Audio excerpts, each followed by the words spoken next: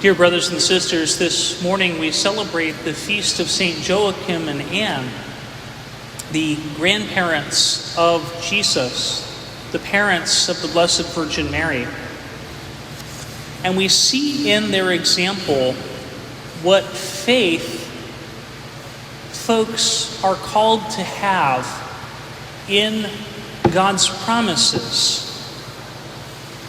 We hear the story of Joachim and Anne in a document called the Proto-Gospel of James. It's not part of Scripture, and yet it wasn't deemed heretical. But it tells the story of Saints Joachim and Anne and how during the early part of their marriage they realized that they just couldn't seem to conceive. And so they both begin to pray and to ask of the Lord the blessings of a child.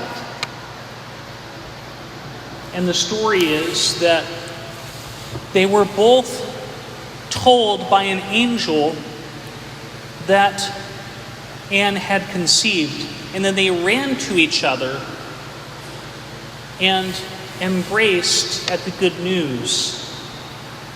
One of the things that I think Saints Joachim and Anne point out to us is the holy example of marital chastity. Normally, if I throw that word around, chastity, most people think of somebody who's taken vows, like a religious, to not engage in sexuality. And yet, marital chastity includes the marital embrace.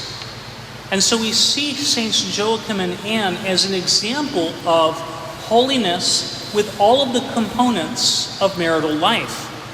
We want to remember that the Blessed Virgin Mary, though she was immaculately conceived, she was not virginally conceived.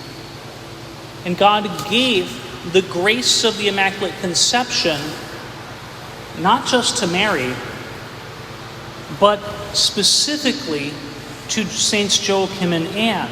That is, that it was in their normal exchange of love that God worked the miracle of giving to Mary the grace of Jesus' passion.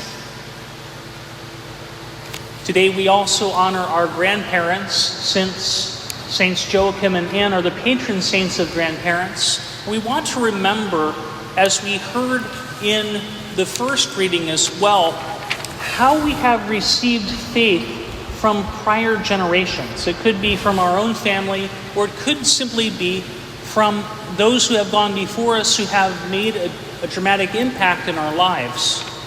We want to honor those godly men and women and ask God to continue to bless our grandparents and all those who pass on the faith.